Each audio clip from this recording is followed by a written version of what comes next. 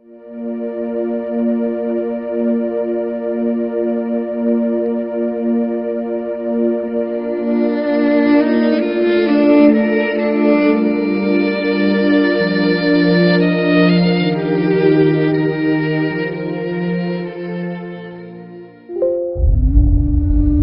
muitos milênios, um dos orbes da capela, que guarda muitas afinidades com o globo terrestre, atingira a culminância de um dos seus extraordinários ciclos evolutivos. Alguns milhões de espíritos rebeldes lá existiam, no caminho da evolução geral, dificultando a consolidação das penosas conquistas daqueles povos cheios de piedade e virtudes. Mas uma ação de saneamento geral os alijaria daquela humanidade. As grandes comunidades espirituais, diretoras do cosmos, deliberam então localizar aquelas entidades que se tornaram pertinazes no crime aqui na Terra longínqua, onde aprenderiam a realizar, na dor e nos trabalhos penosos do seu ambiente, as grandes conquistas do coração, e impulsionando simultaneamente o progresso dos seus irmãos inferiores.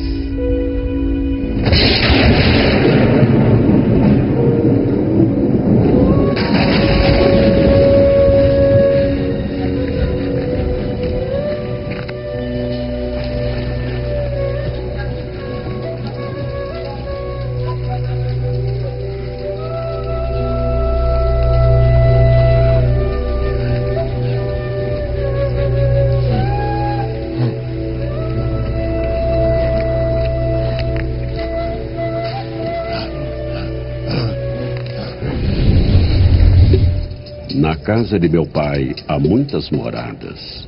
Se não fosse assim, eu vô-lo teria dito.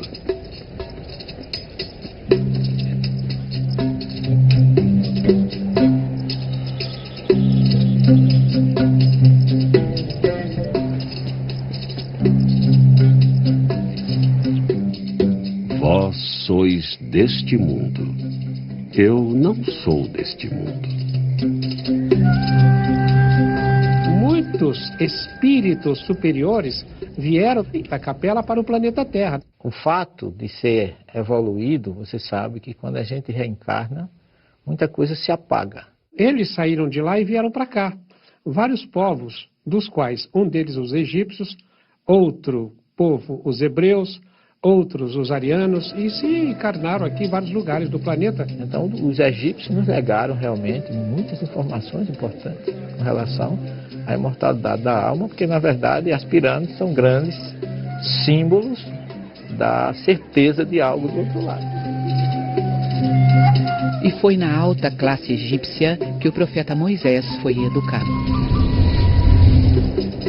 E deu a Moisés no Monte Sinai as 2 tábuas do testemunho, tábuas de pedra, escritas pelo dedo de Deus. Não matarás.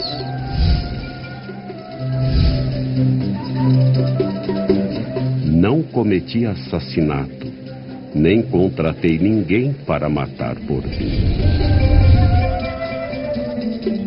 Não dirás falso testemunho contra o teu próximo. Não acusei ninguém falsamente, nem jamais apoiei nenhuma falsa acusação. Não furtarás. Não roubei, não me apropriei de coisas que não me pertenciam. Moisés teve uma escola, na verdade, egípcia. Ele filtrou tudo que ele conhecia dos sumérios, dos assírios, dos babilônios e dos próprios egípcios. Eu não digo que ele tenha simplificado o livro dos mortos, mas tenha tirado a essência. Eu acho que Moisés fez uma avaliação de tudo aquilo e retirou dali os 10 mandamentos. Deus grafou em letras de fogo nas tábuas da lei os 10 mandamentos. Através de quem? Através, nós poderíamos dizer assim, de uma chama chamada Moisés.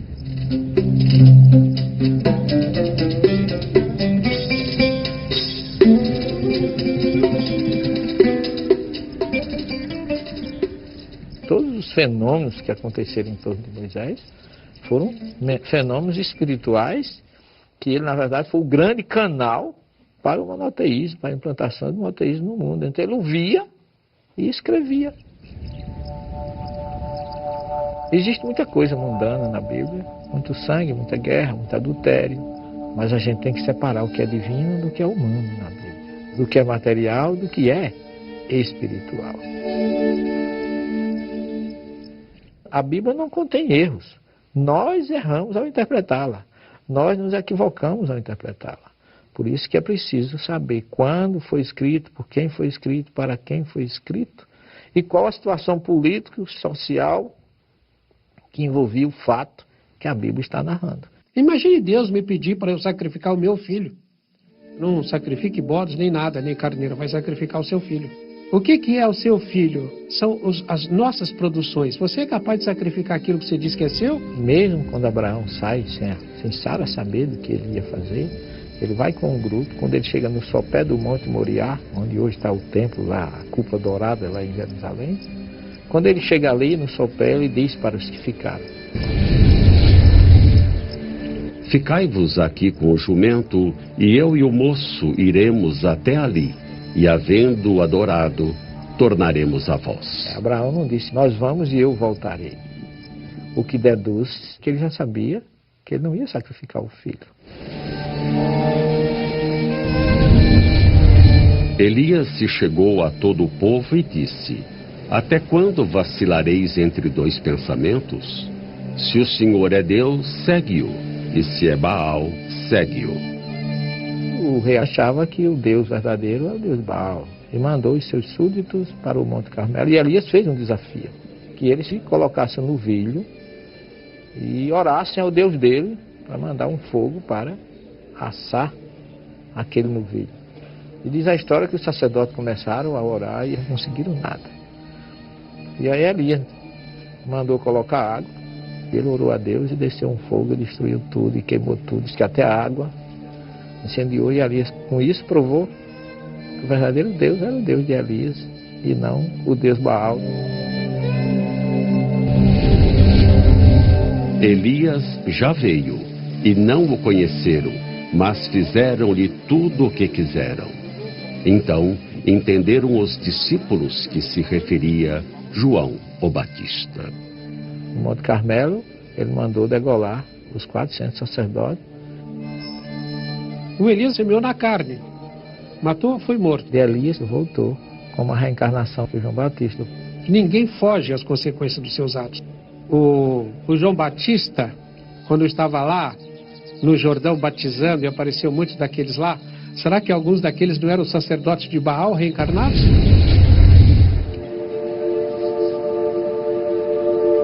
E surgirão muitos falsos profetas e enganarão a muitos. O Vaticano. Daqui partem importantes decisões da religião cristã com maior número de fiéis. A Igreja Católica dos dias de hoje estende ações de evangelização, de promoção social e assistencial em todas as partes do mundo. Mas o catolicismo já teve seus anos de escuridão. Anos em que atuou na modificação da história cristã, visando atender a interesses mundanos. Roma e a Igreja Católica, no passado, estiveram juntas por objetivos nada cristãos. Foi na Anatólia, atualmente a Turquia, que se deu início ao processo de manipulação da história de Jesus, que se estende até os dias de hoje. E esse processo se iniciou com Constantino.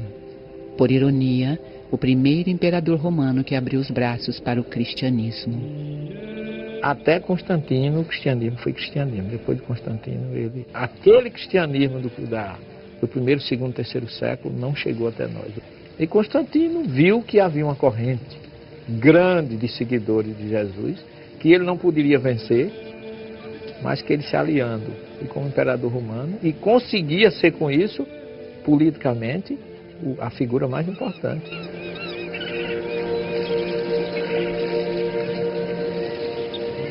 Nesse lugar, às margens do lago de Niceia, estão as muralhas que pertenceram ao Império Romano. Foi a partir daqui que Constantino, no ano de 325, chefiou o primeiro concílio, chamado Concílio de Niceia, que a história cristã começou a ser mudada e destruída.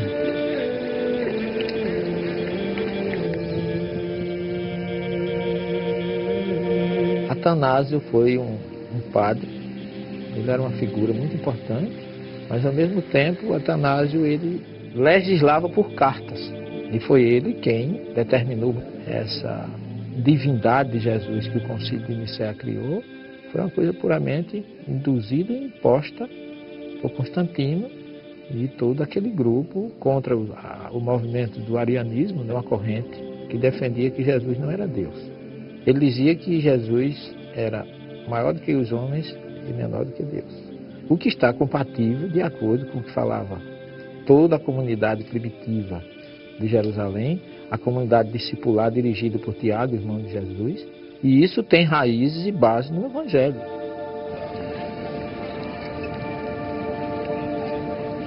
Quando a igreja fechou questão com a doutrina de Atanásio, havia um problema. Deus teria nascido do sexo. Eis que uma mulher jovem conceberá e dará à luz um filho e chamará o seu nome Emanuel. A virgindade física é até o momento que a mulher não conhece homem. No momento que ela conheceu, ela deixou de ser. Mas a pureza espiritual, ela existe antes, durante ou depois da mulher ser ou não ser virgem. Porque cá entre nós, se a gente analisar, existem muitas mulheres que são virgens, no entanto a pureza espiritual é mínima. Porque brotará um rebento do tronco de Jessé, e das suas raízes um renovo frutificará. Jesus, para ser o Messias, tinha que ser descendente de Davi. Porque o Messias tinha que ser primogênito. Veja que o Evangelho de Mateus começa dizendo: Abraão gerou Isaac, Isaac gerou a Jacó, Jacó gerou a Judá e seus irmãos, Judá usou Faré, Faré a Manassés, etc, etc, etc. E vai, quando chega lá em Jacó, gerou a José. Aí vem o malabarismo para a questão da virgindade de Maria. Jacó gerou a José, esposo de Maria, da qual nasceu Jesus. Tirou José da jogada. Já o Evangelho dos Ebionitas, em hebraico, do original, diz assim: Jacó gerou a José, o pai de Jesus, chamado Messias. Maria não aparece. Porque se Jesus não for filho de José, ele não é o Messias. Olha a situação aí, como é que fica. Perante a visão judaica. Então a igreja, com seus concílios, agora voltamos à questão anterior, tentou manipular isso de tal forma que criou a virgindade antes, durante e depois, como se isso fosse importante fisicamente, para que Maria fosse a mãe de Jesus, como se o sexo fosse uma coisa impura. O sexo não é puro nem impuro. Puro e impuro é o que você faz do uso dele.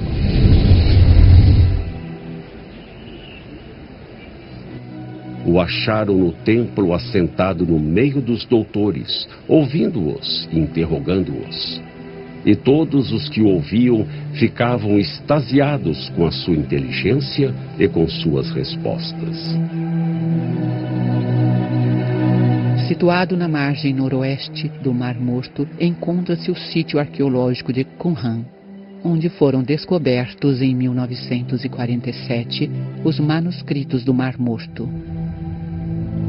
Um conjunto de papiros que são, de longe, a versão mais antiga e preservada do texto bíblico.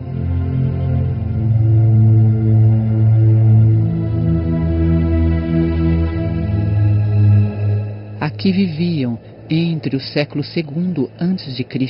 e o primeiro século da era cristã, os essênios, uma seita judaica que havia se afastado dos grandes centros da época de Jesus. Viviam uma vida quase monástica. O jejum, as rezas e a realização de rituais de purificação faziam parte dessa sociedade. Eles observavam rigorosamente os mandamentos de Moisés e obedeciam a uma estrita regra de disciplina codificada em manuscritos que regulavam todos os detalhes da vida diária. Alguns historiadores acreditam que João Batista era essênio. Existe até quem defenda que Jesus teria passado sua juventude aqui. com relação ao período de 12 a 30 anos de Jesus. Esse período chamado vida oculta. Em torno disso existem muitas teorias. Que Jesus foi viver na Índia, que depois que Jesus discutiu com os doutores, ficou muito pretendido por ter sido um fenômeno. Eu vejo muita coerência entre a filosofia dos essênios e o que Jesus defendia. É tanto que existe um grande pergaminho que foi achado, que é a luta entre os filhos da treva contra os filhos da luz, que os essênios se intitulavam Filhos da Luz. E Jesus utilizou algumas vezes a frase, eu sou a luz do mundo. Os manuscritos do Mar Morto, localizados nessas montanhas, não são os únicos textos judaico-cristãos que sobreviveram intactos ao longo dos séculos. O Evangelho de Tomé é um deles e foi encontrado em 1945 no Egito. Trata-se de um evangelho apócrifo que não é aceito pela Igreja como outros. É como se a espiritualidade tivesse preservado na Judéia a primeira aliança e no Egito a segunda. Um só Senhor, uma só fé, um só batismo. O dogma é algo que não se discute. É ponto passivo, vem de cima para baixo, me desculpa a expressão, é imposto e você não pode contestar. E aquilo que era dogma no passado não é hoje. Aquilo que no passado era objeto de asserção rigorosa, vai mudando. Muitas religiões criaram dogmas em torno de Jesus. Por exemplo, o dogma da ressurreição, o dogma do sangue, o dogma da trindade. Que se criou isso e ninguém pode discutir. É roubar do ser humano o direito de raciocinar, de refletir, de tirar suas próprias conclusões e até negar a ciência. E imolarás o carneiro, e tomarás o seu sangue e o espalharás sobre o altar ao redor. Quem visita Israel e os locais onde supostamente teriam acontecido os grandes eventos evangélicos, se depara com um país cheio de espiritualidade. Por outro lado, em quase todos os locais são vistos rituais e dogmatismos que, em uma análise profunda e racional, pouco tem a ver com a mensagem trazida pelo Cristo. Esta é a Igreja da Natividade, em Belém. O local é administrado por várias denominações cristãs. Uma parte pertence aos gregos ortodoxos, outra aos armênios ortodoxos,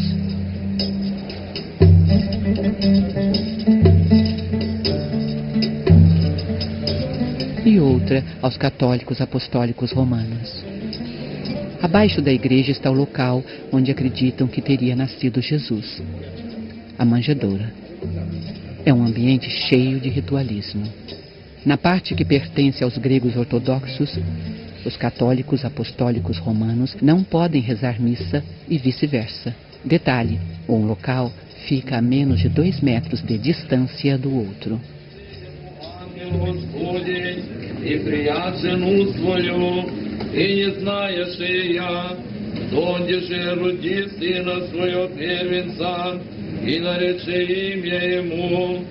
A limpeza então é quase uma missa.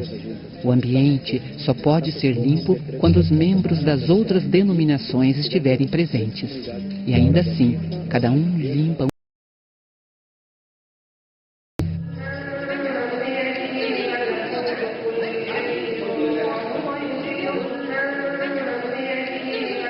Mas, em questão de ritualismo, nenhum espaço supera a Igreja do Santo Sepulcro.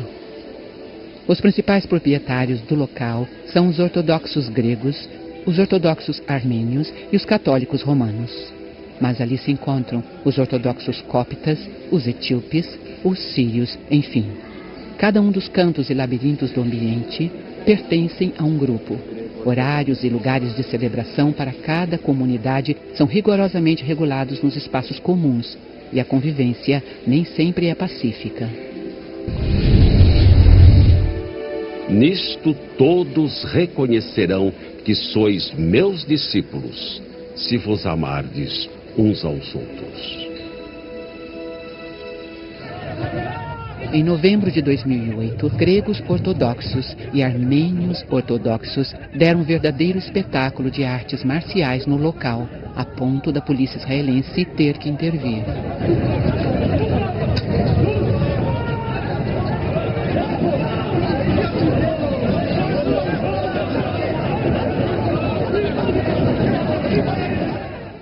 E os problemas datam de muitos séculos. Em 1192, o sultão Saladino, na tentativa de trazer paz ao espaço, encarregou 2 famílias muçulmanas à guarda da igreja. A família Judé recebeu as chaves do Santo Sepulcro, já que a família Nuseibé, que tinha a custódia da igreja desde o tempo do califa Omar, em 637, foi dada a guarda da porta. Os descendentes das 2 famílias se sucederam nesse trabalho. 2 vezes por dia, um membro da família Nuseibé abre e fecha a porta. A chave fica sempre na guarda de um membro da família Judé. Alguns cristãos permanecem no interior da igreja, ficam trancados durante toda a noite, sem qualquer possibilidade de acesso ao exterior, até que na manhã seguinte as 2 famílias muçulmanas abram a igreja. Isso tudo para impedir que um grupo cristão invada o espaço que pertence a outro. Quando orares, não sejas como os bajuladores, pois se comprazem em orar em pé nas sinagogas e às esquinas das ruas, para serem vistos pelos homens.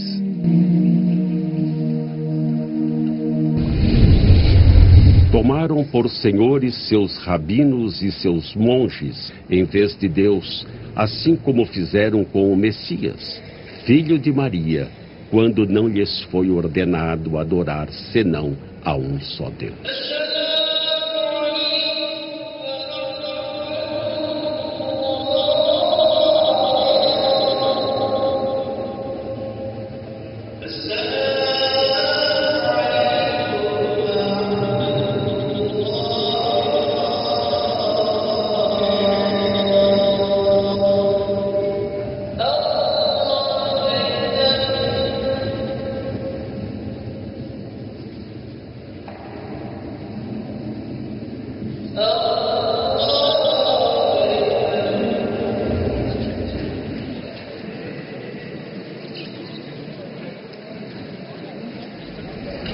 Jesus, em várias ocasiões, deu exemplos de que o verdadeiro ritual de adoração a Deus parte do interior da alma humana.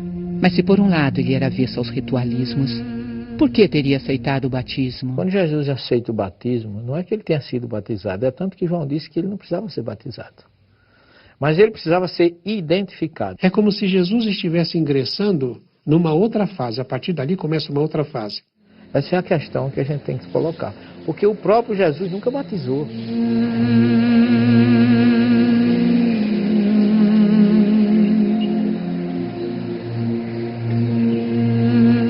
Se, em alguns casos, pode-se dizer que o batismo é separatista, pois batizados em uma religião não podem, por exemplo, se casar com os de outra religião, é no Rio Jordão, local onde Jesus teria sido batizado, que temos uma demonstração de como a separação ainda reina naquela região.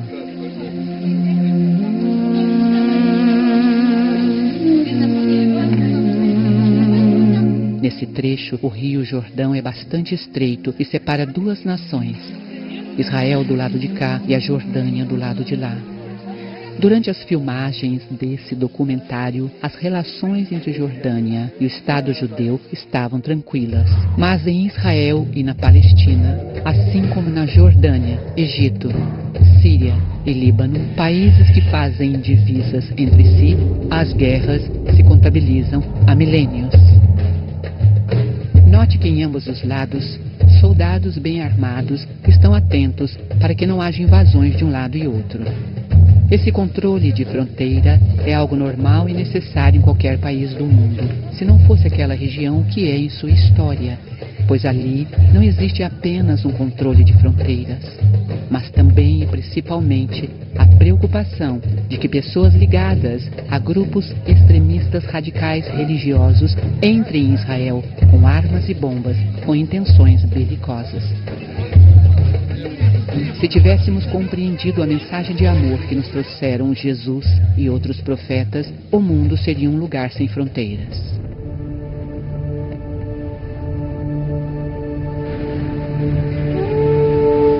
Em Jericó, região sob a administração palestina, encontramos o Monte da Provação. Lugar que coincide com os relatos evangélicos que citam a quarentena que Jesus teria passado ali, sendo provado por Satanás. No monte, você tem uma visão fantástica de tudo que pode existir no planeta Terra. Porque você avista a cidade de Jericó, você avista oásis, você avista o deserto, as montanhas e o Mar Morto. Então você tem um panorama de tudo que existe no planeta. Resumidamente, está ali. Então o que é que acontece? Jesus, olhando aquela paisagem, com o poder que ele tinha, e sendo ele quem era, se ele quisesse, ele seria possuidor de todos os reinos do mundo, que estava simbolizado na visão que ele estava tendo. Jesus não foi tentado, ele foi provado. Ele passou por uma provação. Não através de uma figura criada pelo homem, chamada de Satanás. Porque Satã, em hebraico, significa opositor. Não é um ser. É uma ideia contrária a algo que tem que acontecer. E isso é bem visto lá em Cesareia de Filipe, quando Jesus disse que precisava ir para Jerusalém e ser entregue na mão do sacerdote, sofrer e ser crucificado. E Pedro disse que não ia deixar que isso acontecesse. E Jesus disse: Afasta-te de mim, Satanás, porque não compreendes as coisas que são de Deus, mas as que são dos homens. Não que Jesus estivesse chamando Pedro de Satanás, mas que Pedro estava com ideia contrária àquilo que tinha que acontecer. Afasta-te de mim, ideia contrária. Eu não vim para isso. Meu reino não é deste mundo. Então eu não posso aceitar isso. Agora veja bem, colocar que isso foi Satanás que ofereceu a Jesus é uma incoerência muito grande. Quer dizer, eu respeito quem pensa assim, mas eu não entendo, por uma coisa muito simples. Se Satanás existisse, ele seria a pessoa menos qualificada para se aproximar de Jesus. Onde tem luz não pode ter trevas. E muito menos oferecer alguma coisa a Jesus que ele não tinha. Porque se Jesus era o Filho de Deus, então por herança ele tinha direito a todos os reinos do mundo. Então não precisa Satanás lhe oferecer absolutamente nada. Então Jesus começa a pensar aquilo ali, refletir sobre o que ele poderia optar de aceitar ou não aceitar. Então não é o monte da tentação, é o monte da meditação, é o monte da provação. A origem de Satanás é uma figura folclórica dos persas. Satanás representa o deus do mal. Os persas trouxeram o zoroastrismo. E o zoroastrismo é uma religião que é baseada no dualismo, o Deus do bem e o Deus do mal. Em tudo que se faz na vida, há uma opção. E Jesus deixou ali, para nós, a lição de que a gente deve optar pelo espiritual.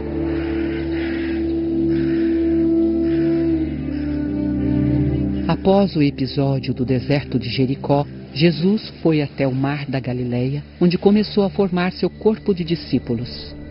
Os primeiros foram Simão, mais tarde chamado de Pedro, e André. E andando junto do mar da Galileia, viu Simão e André, seu irmão, que lançavam a rede ao mar, pois eram pescadores. Outros 2 pescadores foram recrutados por Jesus, os irmãos Tiago e João. E passando dali um pouco mais adiante, viu Tiago, filho de Zebedeu, e João, seu irmão, que estavam no barco consertando as redes. E logo os chamou. A seguir, identificou Filipe, Bartolomeu e Tomé. Na sequência, foi a vez de Levi, conhecido como Mateus, um coletor de impostos.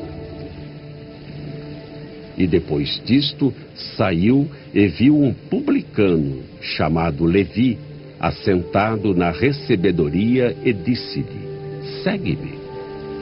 Foram ainda incorporados ao grupo Tiago, filho de Alfeu, Judas Tadeu e Simão o Zelote, conhecido como político ou revolucionário que lutava contra os romanos. E, finalmente, aquele que teria um dos mais importantes papéis na implantação da Boa Nova de Jesus, Judas Iscariotes. Por que ele não foi para a Judéia, ele foi para a Galileia? Por que é que ele começa numa região da antiga Palestina, pobre, discriminada, com gente pobre, discriminada e doente? Sem cultura nenhuma, analfabeta a maioria, por uma coisa muito simples. Do ponto de vista material, se você for ensinar alguma coisa a mudar conceito de quem já tem conceito, é difícil. Você vem e segue-me. Pedro e os outros largam as redes e seguem Jesus. Estavam esperando. Preparou um a um para a missão. Isso eu acho que foi a grande importância. E como líder, ele não mandou ninguém fazer nada. Ele ia na frente, fazendo, ensinando. 4 eram pescadores de peixes. Depois de serem chamados por Jesus, todos se transformaram em pescadores. Vinde após mim, eu vos farei pescadores de homens.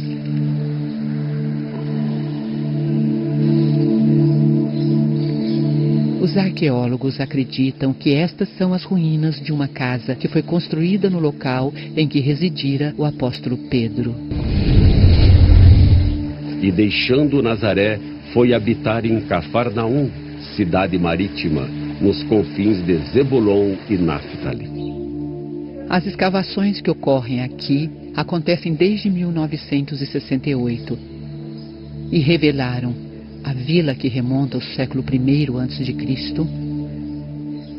uma igreja cristã octogonal do século V depois de Cristo e uma casa do século IV depois de Cristo, que os arqueólogos acreditam ter sido construída no local da casa do apóstolo Pedro. A Galileia, além de ter sido escolhida por Jesus como a sociedade em que ele passaria boa parte de seu messianato, foi também onde se deu o primeiro de seus milagres, o chamado Milagre das Bodas de Caná. A festa de núpcias era tão importante naquela época que você podia até deixar de ir à sinagoga, fazer a sua oração para ir a uma festa de casamento. Então Jesus não só mostra solidariedade com a necessidade do outro, força na transformação e solidariedade com dois espíritos, duas pessoas, dois seres que se unem para constituir uma família. Enchei de água essas talhas, e encheram-nos até em cima. E disse-lhes: tirai agora e levai ao mestre Sala. E levaram. Uma das explicações lógicas ao suposto milagre é que os tonéis, durante o armazenamento e transporte, criaram um forte mosto no fundo dos vasos. Uma vez adicionada água aos recipientes, bastava que os agitasse. O mosto se misturaria à água, resultando em um vinho leve. Você sabe que quimicamente se transforma uma substância em outra, uma reação química naturalmente. Os laboratórios produzem suco de morango sem ser morango, mas tem gosto de morango. E eu posso perguntar a você, será que Jesus transformou a água em vinho ou ele colocou gosto de vinho na água?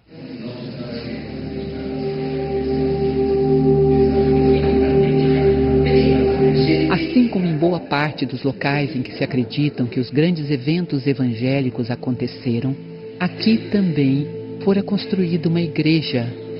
E em seu interior, moedas de várias nacionalidades são atiradas ali por peregrinos do mundo inteiro.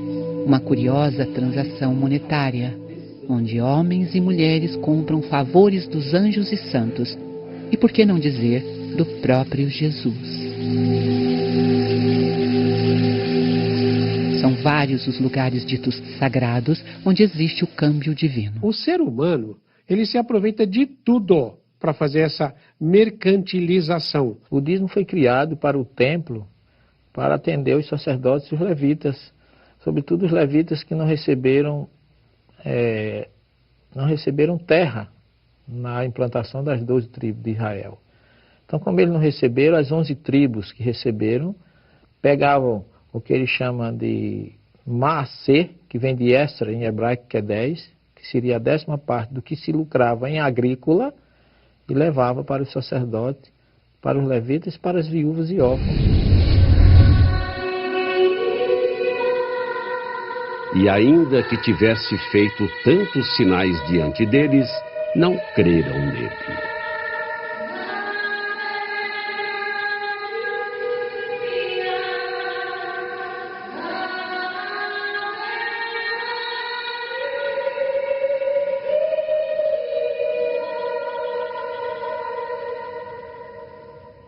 Ao lado da igreja de Santa Ana, cuja extraordinária acústica acabamos de ouvir, existia o tanque de Betesda, local onde Jesus protagonizara um importante feito. Havia aqui um reservatório de água, lugar de peregrinação para doentes que se reuniam ao seu redor, aguardando que as águas consideradas milagrosas se agitassem. A agitação seria provocada por um anjo e o primeiro doente que entrasse no tanque ficaria curado. Jesus encontrou aqui um homem que era paralítico há 38 anos. Este disse que nunca conseguia ser o primeiro a entrar no tanque, pois sua paralisia não permitia. E Jesus então disse: levanta, toma teu leito e anda. E aquele homem foi e anunciou aos judeus que Jesus era o que o curara. E por esta causa os judeus perseguiram a Jesus, porque fazia estas coisas no sábado. O radicalismo e a ortodoxia religiosa é quase sempre razão suficiente para a discórdia. Tomemos, por exemplo, o próprio Shabá, o sábado.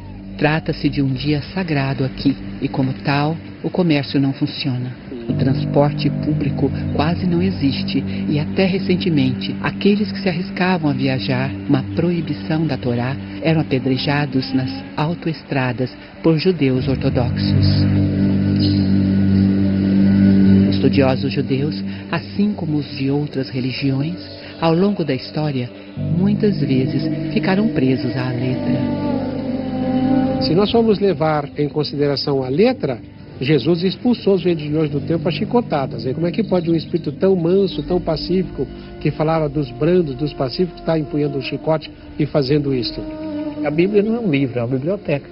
Cada livro desse teve um autor, que escreveu com um objetivo, em determinada época, compatível com costume, história, situação geográfica, política e social daquele momento.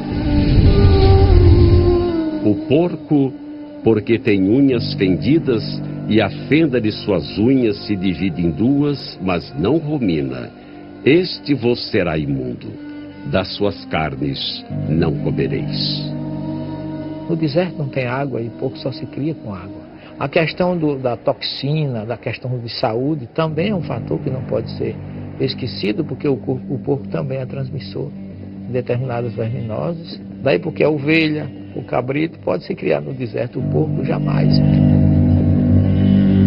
Ao invés de você falar, como disse o Cristo, vigiai e orai sem cessar, você diz, olha, tira um dia da semana para você vigiar e orar sem cessar. Pelo menos um dia. Então vem a briga, né? É o sábado, outro diz não, é a sexta, outro diz não, é o domingo.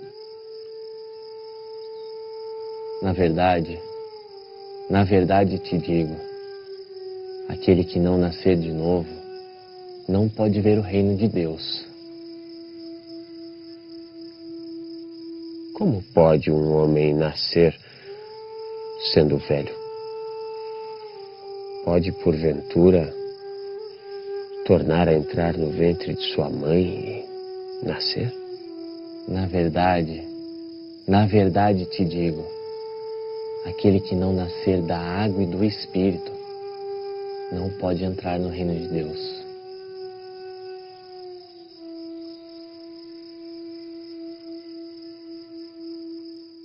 Esse diálogo de Jesus com Nicodemos, que fala bem explicitamente da reencarnação, só que não fala a palavra reencarnação, mas nascer de novo.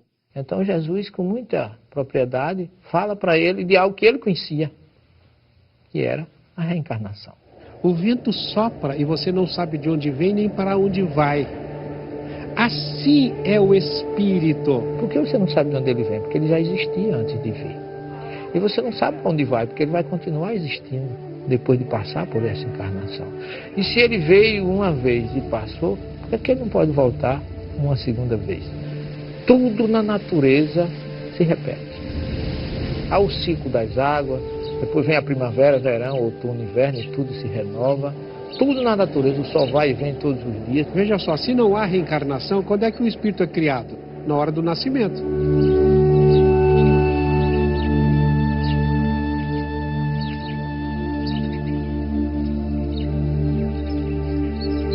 E se o teu olho te escandalizar, arranca-o e atira-o para longe de ti. Melhor te é entrar na vida com um só olho, do que tendo 2 olhos, seres lançado no fogo do inferno.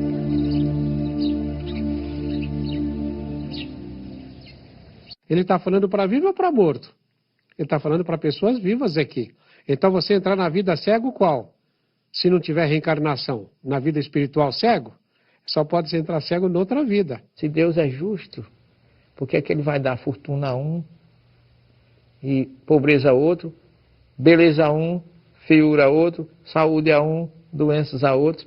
Então Deus seria injusto, e a única forma de explicar a misericórdia divina é através da reencarnação. A maior parte dos líderes cristãos, embora descrentes das vidas sucessivas, mantiveram um curioso apreço por obras de outrora. São vários os monumentos em locais católicos que ainda guardam identidade visual com o paganismo. Um deles é esse, que se encontra na Praça do Povo, em Roma. No 1º século a.C., o imperador César Augusto manda trazer do Egito para cá o obelisco que, à época, já tinha mais de 1.300 anos, construído a mando do faraó Ramsés II. No ano de 1589 d.C., o Papa Sisto V manda que se coloque no centro da praça o obelisco pagão, ao lado da igreja de Santa Maria do Povo. A igreja teria sido construída no local onde Nero se suicidou e foi sepultado. No mesmo espaço, o passado egípcio se une ao Império Romano e ao catolicismo. No Panteão, um dos símbolos do paganismo, construído em 125 anos depois de Cristo, hoje abriga a igreja de Santa Maria de Todos os Santos. Hoje você é um rei que pode ter sido um súdito de um Egito no passado, ou de uma Babilônia. Então, você tem um apreço e de repente você olha e você vê uma estátua do passado, aquilo acorda em você alguma coisa. Aí me lembra o obelisco na Praça do Vaticano. Você sabe se não era o Papa Sisto, não era um faraó reencarnado por ali, que estava querendo trazer da sua ex-pátria, inconscientemente. Se não virdes sinais e milagres, não crereis. Seria Jesus um ser dotado de algum poder sobrenatural? Ou seus feitos milagrosos são mais uma criação a respeito do Cristo? Um dos chamados milagres mais extraordinários de Jesus teria acontecido neste local. E alguém veio e disse que Lázaro estava morto. Lázaro, o nosso amigo, dorme, mas vou despertá-lo do sono. Doenças catalépticas poderiam simular a morte de alguém e essa pessoa que parecia estar morta não estava. Como muitos nos anos 60, 50, até alguns atores muito famosos, como foi aquele Sérgio Cardoso, né? Que foi enterrado e depois foi descoberto que ele estava vivo, foi enterrado vivo. Então, o que Jesus fez foi chegar lá e mandar despertar, porque a catalepsia simula realmente a morte aparente. E Jesus chegou lá, inoculou energia com a sua força e Lázaro voltou a viver.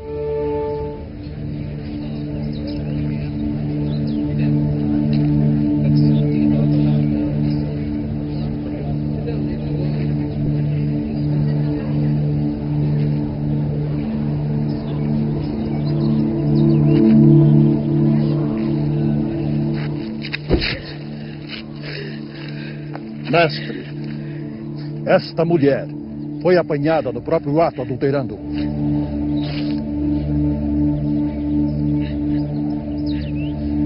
Na lei, Moisés nos mandou que as tais sejam apedrejadas. Pois tu, o que dizes?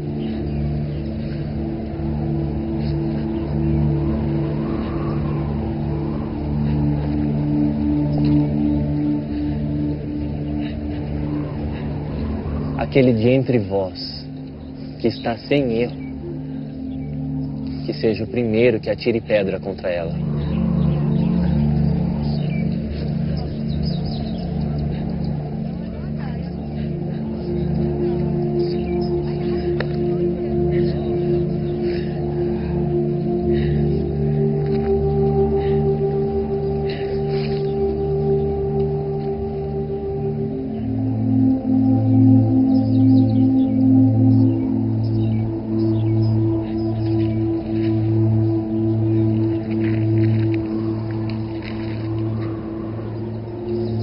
Mulher, onde estão aqueles teus acusadores?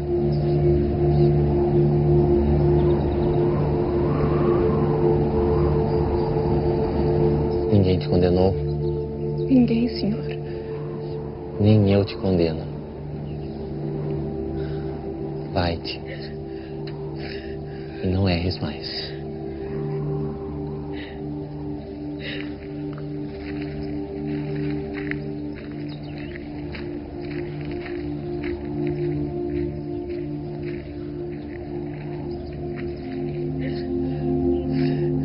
Vai e não peques mais para que não te aconteça coisa pior. Ele está falando ali de causa e efeito, tá dizendo, olha, isso que aconteceu com você foi em razão de alguma coisa que você fez no passado. Talvez um dos momentos da narrativa da vida de Jesus, onde a fé tem seu instante mais controverso, seja no Monte das Bem-aventuranças. Acredita-se que o local onde ocorreu o famoso sermão tenha sido esse. Hoje, um espaço bem cuidado, por entre alamedas floridas, onde a Igreja das Bem-aventuranças recebe cristãos vindos de várias partes do mundo.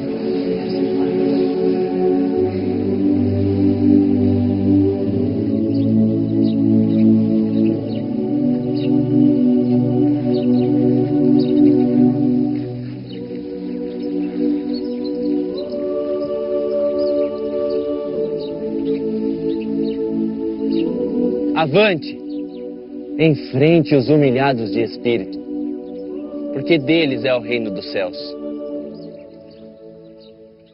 A bem-aventurança é uma conquista que você só vai ter no mundo espiritual. Agostinho falava disso.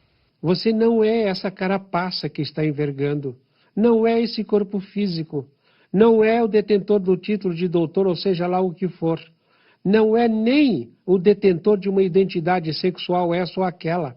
Você é um ser eterno e está na matéria para se sobrepor à matéria. Jesus chega, tem assistindo, esperando por ele, enlutados, órfãos, viúvas, famílias que tinham os pais escravizados pela injustiça romana.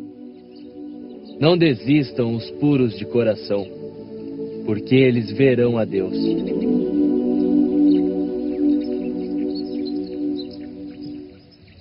Os romanos estavam humilhando, porque para o judeu, passar por aquilo era uma humilhação.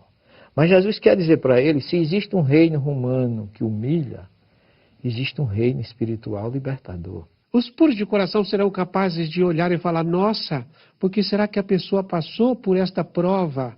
No que será que ela está se purificando? Coitado daquele que fez esse ato tão danoso para o outro. Então você tem que transformar todos aqueles que Jesus fala de bem-aventurado em avante, em marcha. Vão em frente. Não desistam vocês que são bem humilhados. Vocês que sofrem perseguição. Em marcha os mansos, que eles herdarão a terra. Esse discurso de Jesus não é um discurso de reação, é um discurso de ação, mas ação positiva. Jesus não ensinava ninguém a reagir, ele ensinava as pessoas a agir. Não desista, Os que promovem a vida receberão a vida. Em compensação, os que promovem a morte receberão a morte. Ele podia dizer: se armem, reajam, matem os romanos que matam vocês. Não, promova a vida. Porque quem promove a morte, recebe a morte. Onde estão os romanos hoje? Não desistam os que têm fome e sede de justiça, porque eles serão saciados.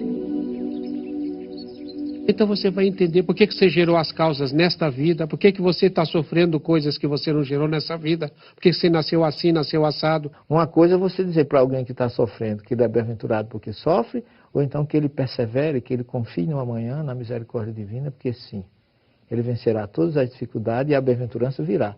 O Sermão da Montanha é o discurso mais lindo que existe no planeta, né?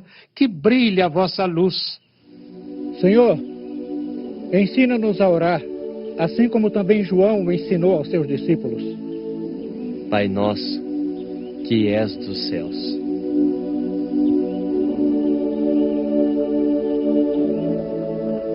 Porque que estás do céu seria restrito num lugar geográfico. E Deus não está no céu nem na terra, está em todas as partes. Santo é o teu nome. Santo é ou será o teu nome, e não santificado seja o vosso nome, como se a gente estivesse permitindo que Deus fosse santo. Ele já é com a nossa permissão ou sem a nossa permissão. Venha o teu reino.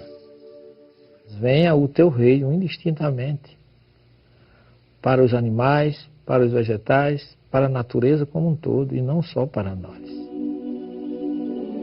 Tua vontade se fará, na terra, como também nos céus. Permite que Deus faça a vontade dele, é uma incoerência. Tua vontade se fará, e não seja feita. É humildade diante do poder de Deus. Tua vontade se fará na terra, como também nos céus. Dai-nos parte do pão, de acordo com a nossa necessidade diária.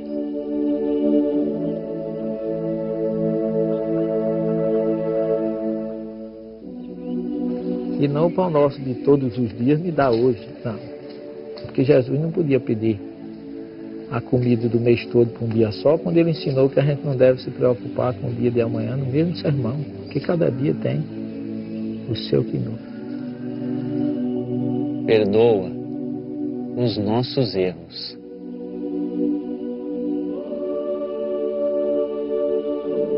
Quando tivermos perdoado o erro daquele que nos ofendeu.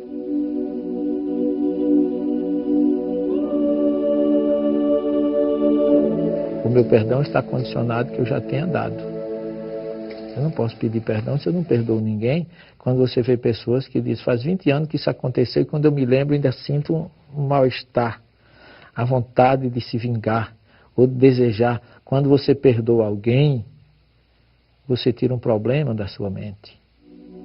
Você passa a ser feliz. Não nos deixeis entregues à provação, pois assim nos resgatas do mal. E não nos deixes entregues à provação. Então, por isso que ele diz, porque assim nos resgatas do mal, se a gente tiver em sintonia com Deus no momento da dificuldade. Então, essa oração ensinada no Monte das Oliveiras, que está lá em aproximadamente 106 placas hoje, 106 idiomas, é uma das orações mais belas que Jesus ensinou ali, na chamada Igreja do Pai Nosso.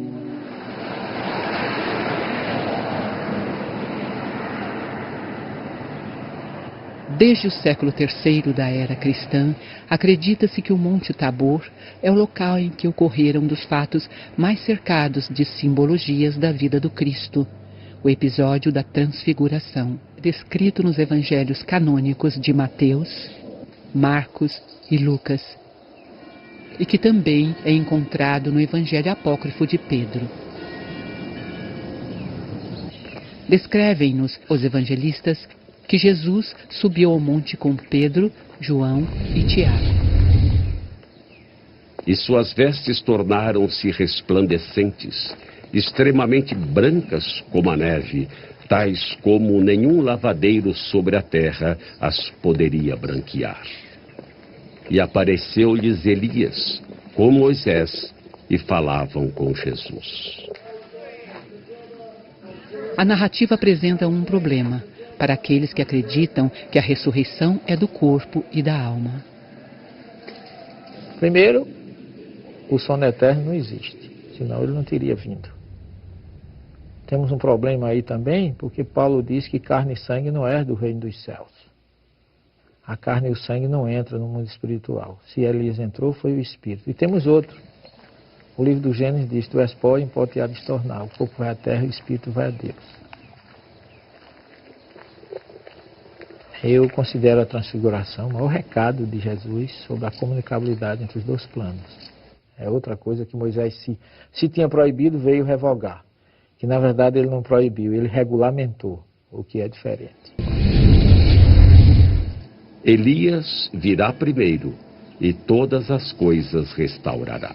Nós estamos em pleno Monte Tabor. E aqui Jesus fala que certamente Elias terá de vir para restaurar todas as coisas, antes de dizer que ele veio como João Batista. Ainda falta se realizar alguma coisa naquele momento que Jesus disse para os discípulos que Elias há de vir restaurar todas as coisas. Para nós espíritas fica bem claro, Jesus se refere à terceira revelação.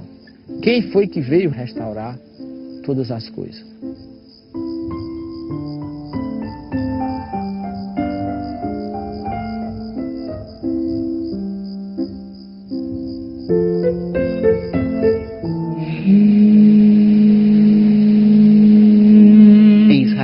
Estima-se que 77% da população seja formada por judeus. Os muçulmanos são 16% e os cristãos são apenas 4%. Existem ainda os drusos, religiosos com raízes no Islã, que somam 2% da população, restando 1% que não declararam a crença religiosa. Essa convivência nem sempre é pacífica e os episódios de radicalismo contam-se a centenas. Quem derramar o sangue do homem, pelo homem terá o seu sangue derramado, porque Deus fez o homem conforme a sua imagem.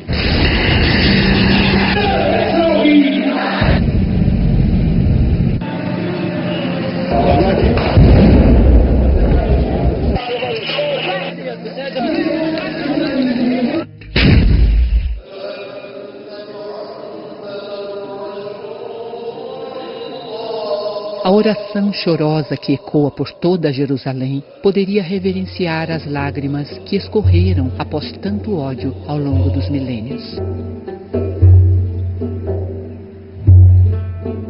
A imponente abóbada dourada da esplanada das mesquitas está em um dos lugares mais importantes para os muçulmanos e para os judeus. Para o judaísmo, é o local de quase sacrifício de Isaac. Para os muçulmanos, lá poderia ter sido sacrificado Ismael. O espaço foi eleito pelo rei Davi para construir um santuário que albergasse o objeto mais sagrado do judaísmo, a Arca da Aliança, onde teriam sido guardadas as tábuas da lei mosaica. O primeiro templo foi construído por ordem do rei Salomão no século XI a.C. Já em 587 a.C., Nabucodonosor II mandou destruir o templo, dando início ao exílio judaico na Babilônia. O exílio se estenderia até mais ou menos o ano de 539 a.C., quando o povo judeu pôde retornar a Jerusalém e reconstruir aquele que seria chamado como o Segundo Templo. No século I a.C., Herodes o Grande, em uma clara tentativa de agradar aos judeus, sendo que ele próprio só tinha descendência judaica de muito longe, manda ampliar o templo. Vês estes grandes edifícios? Não ficará pedra sobre pedra que não seja derrubada. Essa profecia, dita por Jesus aos seus discípulos, previu a destruição de Jerusalém, e foi em 70 depois de Cristo, quando os judeus perderam a luta contra a dominação romana, que o comandante Tito ordenou que seu exército não deixasse ficar pedra sobre pedra. Em 691 depois de Cristo, a mesquita de Omar foi construída sobre o local do templo. A sua abóbada, com 80 quilos de ouro, só foi colocada em 1920. Aos judeus restou um muro, na verdade, o muro. Parte desse muro ainda é o resultado das ampliações que fizera Herodes o Grande. Se hoje os judeus só podem vir até aqui, já que no local exato existe uma mesquita, na época de Jesus, o segundo templo era o orgulho do povo hebreu e era muito mais do que um lugar sagrado. Ali, além dos cultos e estudos da Torá, ficava o centro do poder da religião judia. E disse aos que vendiam pombos: tirai daqui estes, e não façais da casa de meu pai casa de venda. E Jesus entrou no último dia da festa. Ele entrou num sábado. E o judeu não faz nada no sábado. E na sexta-feira, em Jerusalém, a partir das 15, 16 horas, não se vende nem se compra absolutamente nada. Do ponto de vista histórico, de costume judaico, onde estavam vendilhões no dia de sábado? Muito menos dentro do templo. Inclusive, se você for analisar isso, cada evangelista tem uma história mais ou menos diferente a respeito, o que mostra que não há um consenso. E eu entendo que essa história pode ter sido criada posteriormente por alguém que não conhecia o costume judaico. Se o teu corpo é templo, é casa de oração e não covil de ladrões. Quem são os ladrões que precisam ser expulsos? A mentira, o orgulho, a vaidade, a ociosidade.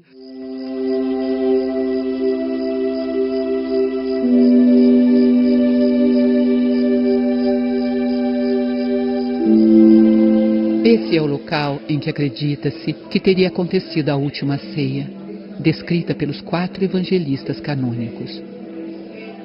Aqui existem vestígios de construções bizantinas do século V, de cruzados do século XI e de muçulmanos que no século XII expulsaram os cruzados. Atualmente esse lugar pertence ao Ministério das Religiões de Israel.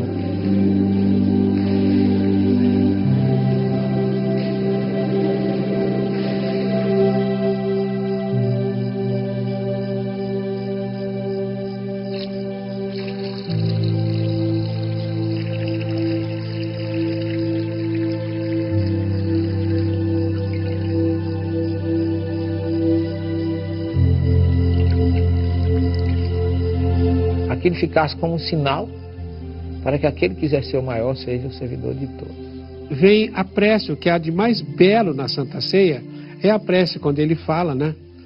Pai, eu quero que você os abençoe para que eles sejam um entre si, como eu sou um convosco, e sendo um entre si, eu vou ser um com eles, e se sou um com eles, nós viremos e vamos fazer morada no coração deles, vamos fazer morada neles.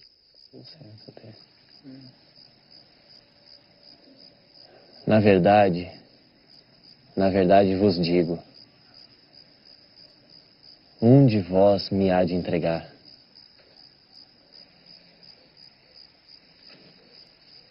Senhor, quem é? É aquele a quem eu der o bocado molhado.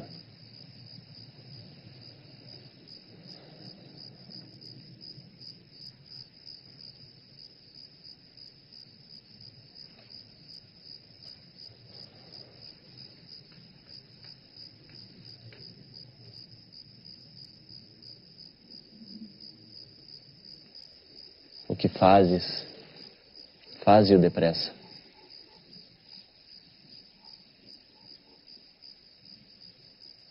Judas não traiu Jesus. Ele trairia Jesus se não tivesse feito o que fez. Essa visão do judeu ainda hoje é que o Messias seria um guerreiro e que libertaria o povo de Israel em qualquer situação de opressão. E Roma oprimia. Então ele via naquele momento que ele entregando Jesus, as pessoas iriam se revoltar e havia uma grande revolução e Israel se libertaria. Mas aí o que acontece? O Cristo mostra para ele que o reino não é deste mundo. Quando ele vai perante Pilatos, ele tinha que fazer, tinha que ser ele, foi escolhido por Jesus para isso. Porque nós nos esquecemos que o projeto era de Jesus e não de Judas. E se aquilo não acontecesse, não teria acontecido a identificação de Jesus como Messias. Foi por ele ter feito o que fez que nós recebemos todo o ensinamento do Cristo.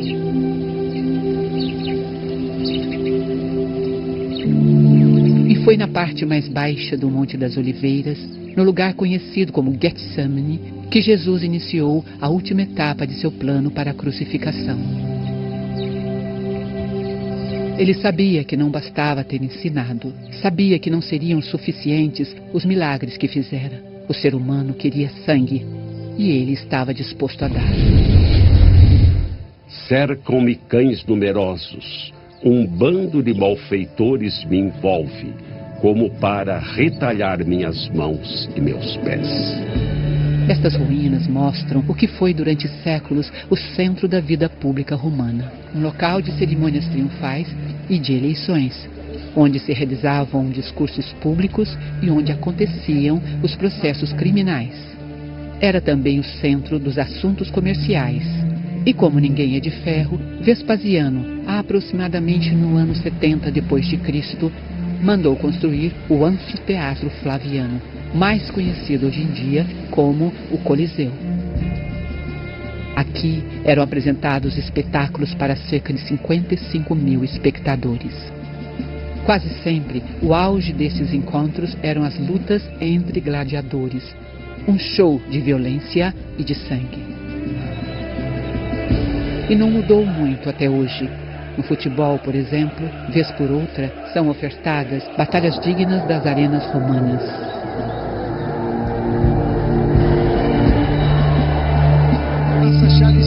A violência ainda teve sequência. E o que dizer do maior espetáculo de lutas da atualidade?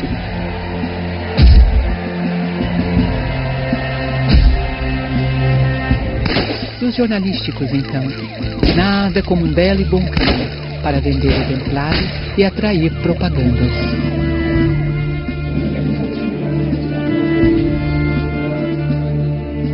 Na época de Cristo, não poderia ser diferente. E nesse espetáculo, ao que tudo indica, foi o próprio Jesus que apontou o polegar para baixo em uma grande ação de marketing.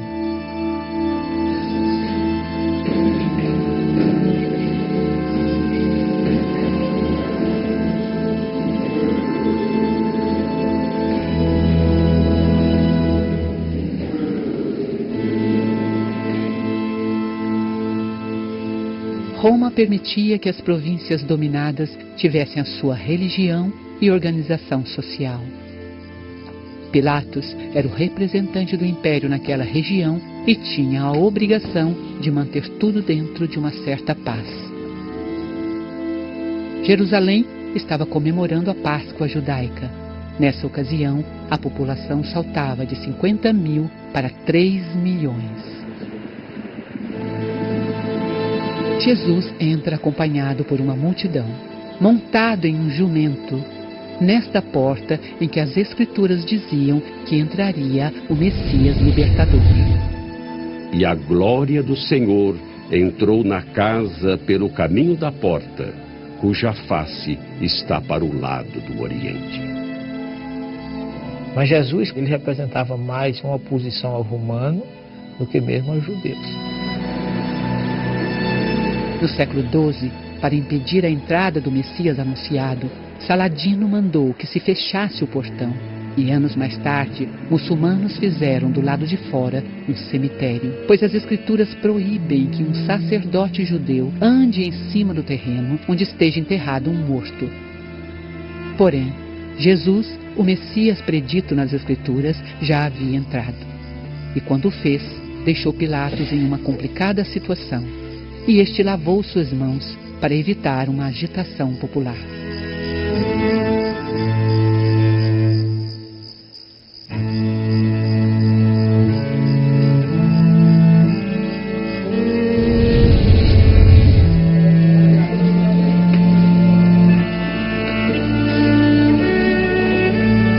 E levando ele às costas a sua cruz, chegou ao chamado Lugar da Caveira, em hebraico chamado Gólgota.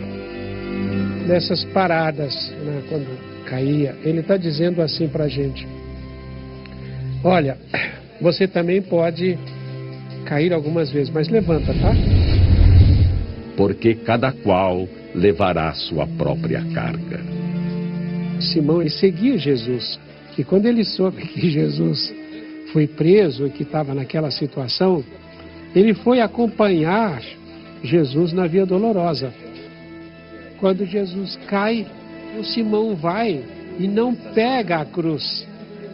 Ele pega um braço da cruz e Jesus no outro braço. E os dois vão andando e carregando a cruz. Mais um grande ensinamento de Jesus para cada um de nós, que devemos compartilhar e suavizar a dor alheia. Deram-lhe a beber vinagre misturado com fel, mas ele, provando-o, não quis beber. E ele recusa. É como se estivesse dizendo, olha, isso aqui não significa nada, é matéria. O vinagre e o fel, e tinha outras substâncias que aliviava, porque era uma espécie de entorpecente, um anestésico. Então esse sofrimento não tem importância, é matéria. Deixa eu passar por ele para mostrar para vocês que vocês não precisam fugir, não fujam. E foram crucificados com ele 2 salteadores, um à direita e outro à esquerda. Jesus vira-se e olha para o bom ladrão. Em verdade, eu te digo, hoje estarás um dia comigo no paraíso e não naquele mesmo dia, porque do ponto de vista cronológico, o próprio Jesus só foi no 3º dia. O ladrão não poderia ter ido antes dele. Deus meu, por que me desamparaste? Davi falou no Salmo 22, Jesus repete na cruz. Naquele momento ele estava recitando o Salmo como se dissesse, olha, isso que está acontecendo aqui já estava escrito lá atrás. Em outras palavras, ele não estava se sentindo desprezado nem abandonado, mas ele estava se identificando com aquele Messias, aquele servo do Cordeiro, predito e profetizado por Davi. Me cercaram, até as minhas vestes estão sendo objeto de sorteio. Os soldados estavam ao pé da cruz sorteando as vestes de Jesus. Os que me olham meneiam a cabeça. A minha língua está presa ao palato. E depois há uma virada no Salmo em que ele fala, mas em ti confio. Do 23 começa como? O Senhor é o meu pastor e não me faltará. Concordo que foi uma forma de chamar atenção para todos. Inclusive, você observe que ele morreu fisicamente, mas se imortalizou espiritualmente.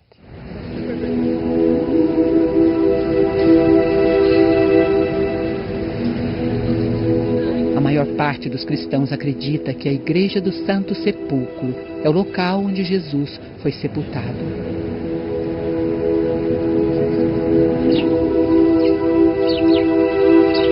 Já para cristãos ingleses, este é o lugar.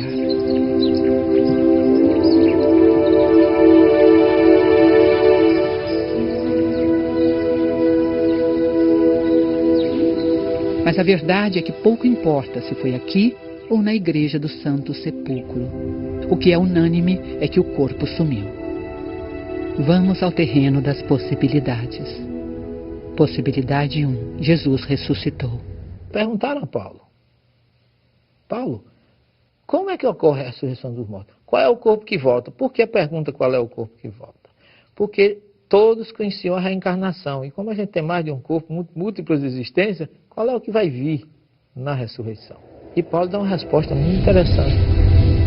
Há corpos celestes e corpos terrestres, mas um é a glória dos celestes e outro a dos terrestres.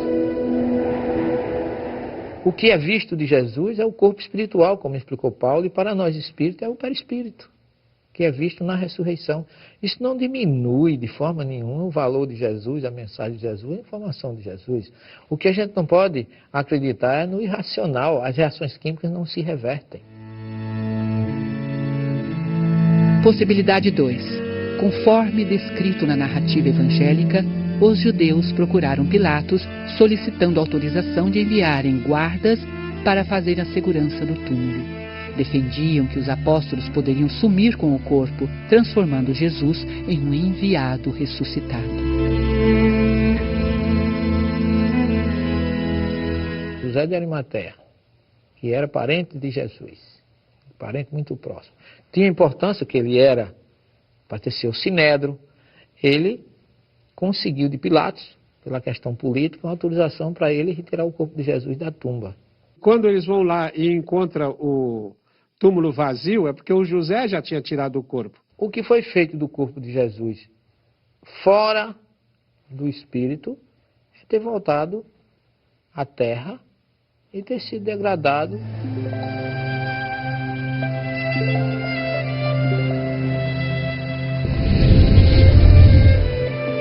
Estando com eles à mesa, tomando pão, abriram-se-lhes então os olhos e o conheceram, e ele desapareceu-lhes. Estas são as ruínas de igrejas bizantinas e cruzadas.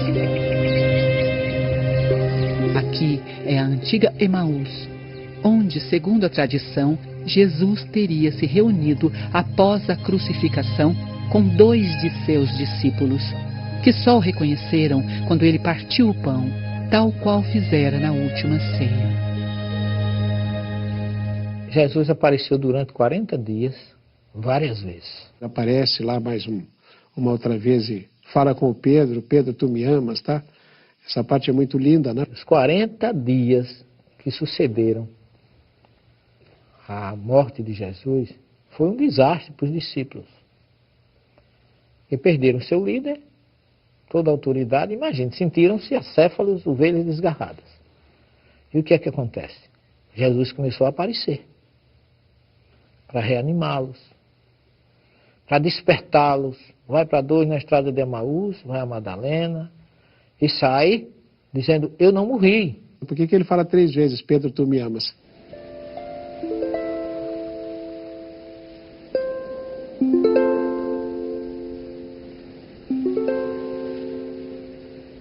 Pedro, filho de Simão, tu me amas? Sim, mestre. Apacenta as minhas ovelhas.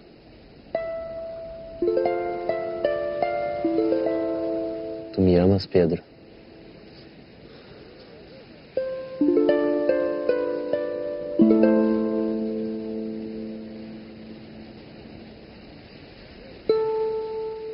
Sim, mestre. Apacenta as minhas ovelhas, Pedro, filho de Simão. Tu me amas?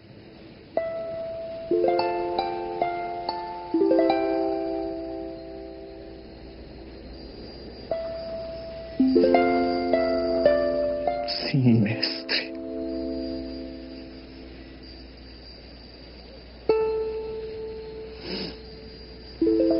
Tu sabes que eu te amo.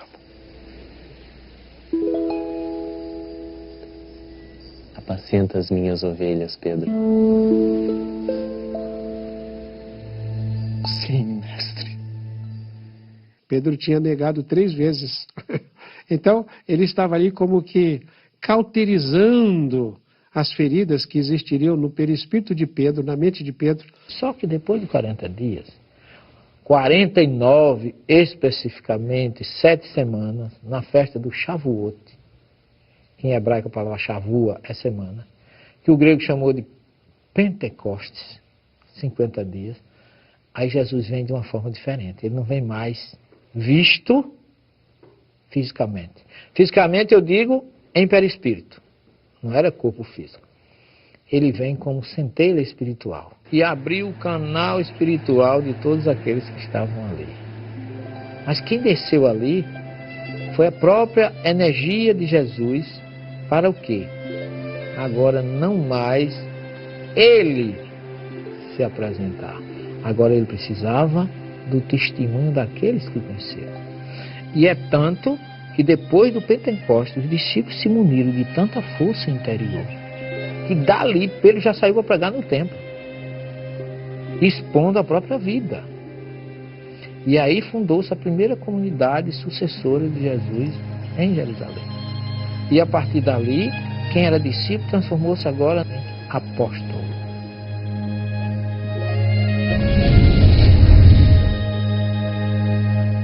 Ide por todo o mundo, pregai o Evangelho a toda criatura. Após a partida física de Jesus, os apóstolos continuaram pregando e curando, tendo sido por várias vezes presos e torturados. Batizaram-se com o próprio sangue, como Jesus havia previsto.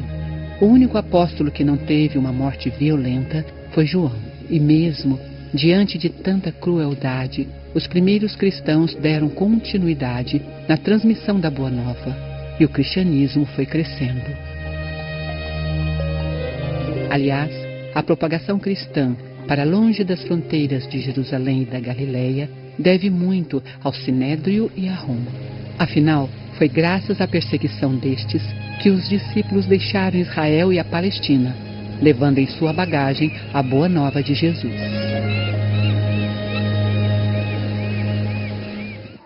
Um dos países que recebeu estes primeiros cristãos foi a Anatólia, a Turquia dos dias de hoje. Um país que tem, atualmente, cerca de 95% da população de religião muçulmana. Por estas paragens, o Sermão da Montanha ecoou no coração de milhares de cristãos dos primeiros séculos.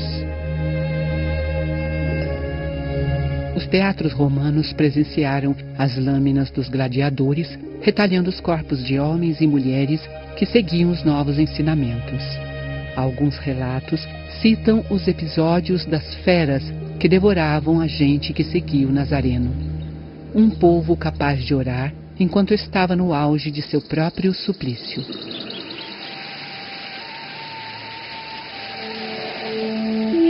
O ápice da rejeição contra os cristãos se dá em 64 d.C., quando o atormentado imperador Nero ateia fogo em Roma e atribui o incêndio aos seguidores de Jesus. Que a sua descendência seria peregrina em terra alheia e a sujeitariam à escravidão e a maltratariam por 400 anos.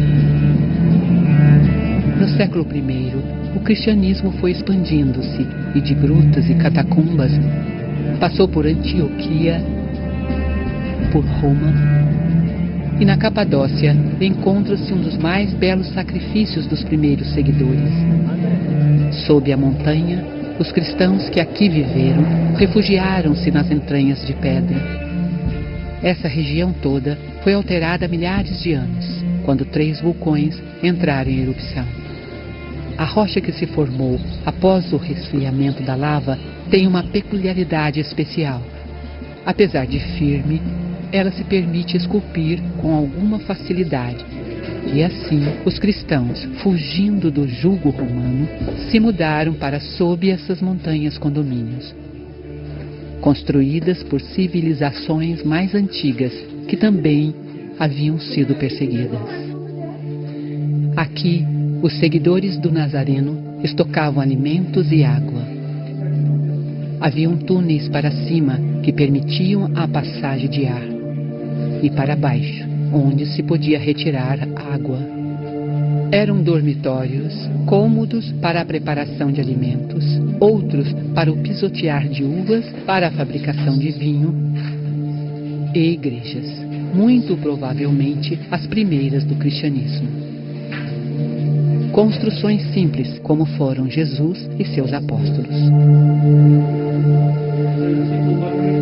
Essa gente se sacrificou e muito, para que a árvore evangélica criasse raízes capazes de se expandir para todo o mundo. Viviam aqui, enclausurados, apertados entre as paredes em que mal se pode passar uma pessoa. A luz que hoje se vê, facilitando a visitação dos turistas, não existia. Viviam uma vida de futuro incerto.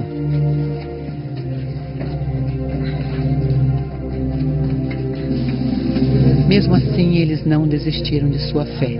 E, embora vivendo sob a escuridão das catacumbas, acenderam com seus corações uma luz que jamais se apagou.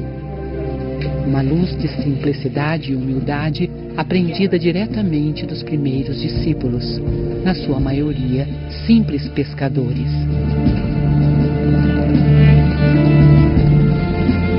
Além da Capadócia, o cristianismo primitivo deixou marcas em várias cidades da Turquia. Felipe, muito provavelmente, perambulou por essas ruínas de Herápolis. Pedro também evangelizou em terras turcas. E em Éfeso, Paulo pregava nas ágoras, centros comerciais onde se reuniam os habitantes para a compra de especiarias e objetos em ouro da deusa Ártemis.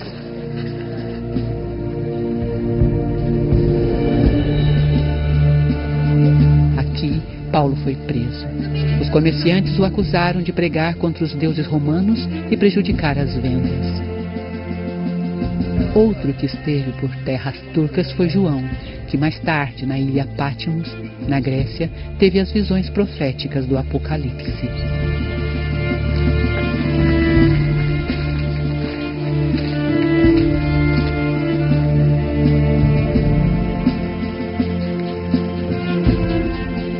A história do Apocalipse foi trazida por causa de um momento em que Roma cada vez mais oprimia, destruía qualquer um seguidor de Jesus. É uma obra em que Jesus veio num momento difícil de perseguição dos romanos para soerguer e confortar aqueles que estavam passando pela martirização, pela perseguição. Além de ter sido uma obra psicografada. A obra tem uma mediunidade, vários tipos de mediunidade, porque no primeiro capítulo João diz assim: Eu sou o Alfa e o Ômega, o primeiro e o derradeiro. E o que vês, escreve-o num livro e envia-os às 7 comunidades que estão na Ásia. Entre os sítios arqueológicos da Turquia, um dos que mais emocionam é o da Casa de Maria, especialmente pela história da descoberta do local.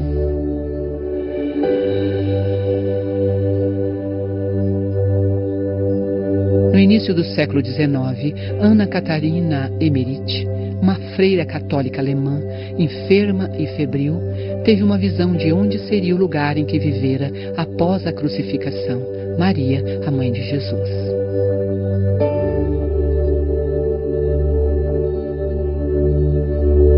No relato, além de descrever o ambiente, a freira falava das características da casa. Suas visões foram escritas e publicadas pelo romancista alemão Clemens Brentano. No final do século XIX, o padre francês Julien Goyet, tendo em mãos a publicação, foi em busca do local e achou as ruínas em que hoje muitos acreditam ter sido a Casa de Maria.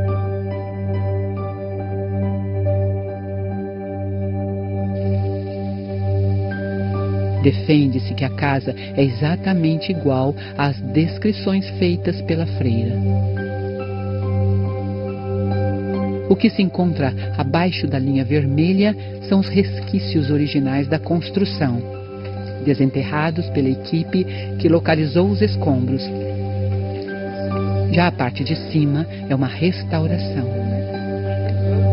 Cristãos e muçulmanos reverenciam esse local como sendo aquele em que vivera seus últimos anos Maria, mãe de Jesus. A Igreja Católica Romana acredita que Maria permaneceu em Jerusalém. Porém, os livros de Atos e o Apocalipse deixam claro que João veio para a Turquia após a crucificação de Jesus. E o Evangelho de João cita ainda que o apóstolo foi eleito por Jesus como filho de Maria.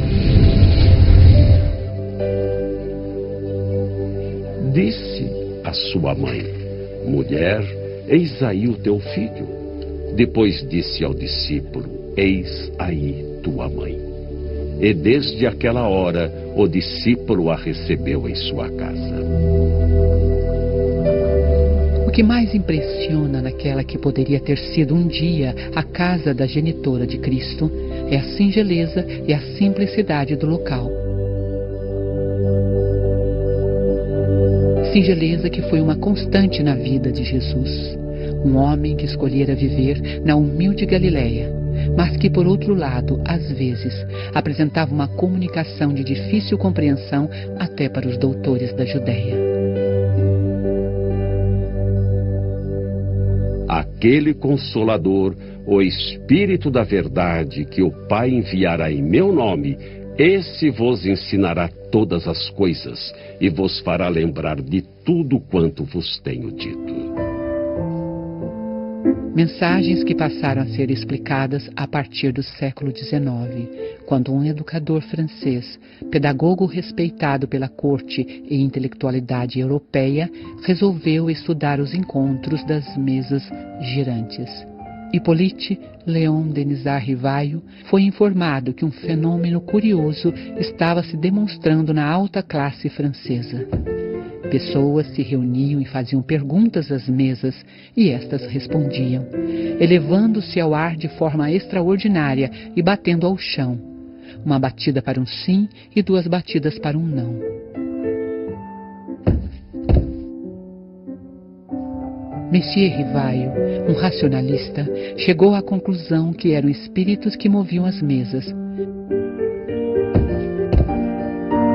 Com o tempo, o educador passou a atender pelo pseudônimo de Kardec. Trocou as mesas por médiuns e entrevistou os espíritos comunicantes sobre os grandes enigmas existenciais humanos. De suas entrevistas espirituais foram lançados alguns livros, e entre eles o Evangelho segundo o Espiritismo, uma obra capaz de explicar os aspectos morais e educacionais de toda a mensagem de Jesus. Kardec segue o Evangelho do Cristo. Você pega o Evangelho segundo o Espiritismo, toda a primeira parte de cada capítulo é uma fala do Cristo, depois o comentário de Kardec, depois o ensino dos Espíritos.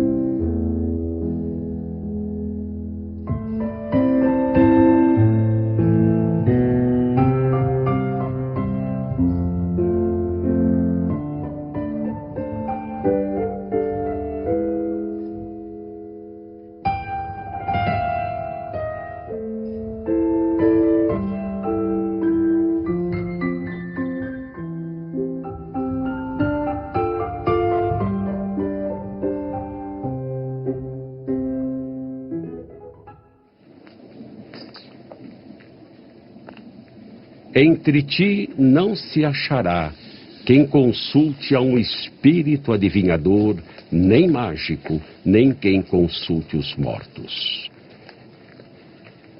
Engana-se quem diz que a Bíblia proíbe a comunicabilidade entre os 2 planos. Por quê? Porque Jesus mostrou isso no Monte Tabor, recebendo Moisés e Elias. O Espiritismo não é uma religião constituída com sacerdote, com hierarquia, com rituais, com dogmas. Não é. Mas a sua parte moral pode unir todas as crenças do mundo. Meu espírito derramarei sobre toda a carne, e os vossos filhos e as vossas filhas profetizarão. Os vossos jovens terão visões. Nenhum livro do Novo Testamento é tão mediúnico quanto o livro de Atos dos Apóstolos. Apenas nós não paramos e muitas vezes nem estudamos a história dos fenômenos que envolveu tudo aquilo, cura, visões. Paulo foi despertado por Jesus através de visão e ouvindo vozes, mostrando que ele era um grande médium.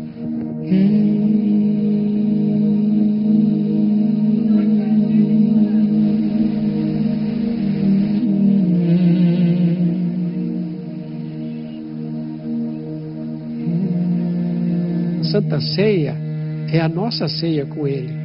Se você não deixar o Cristo lavar os seus pés, os seus caminhos não ficarão limpos.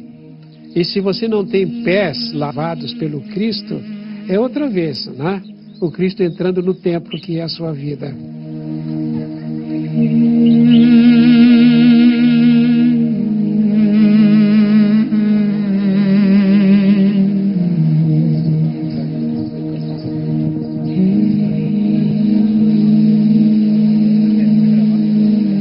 Eu sei que as religiões são diferentes, Mas todas as religiões buscam um ser superior. E é nesse ser superior que a gente tem que se concentrar para acabar com as diferenças e com as divergências.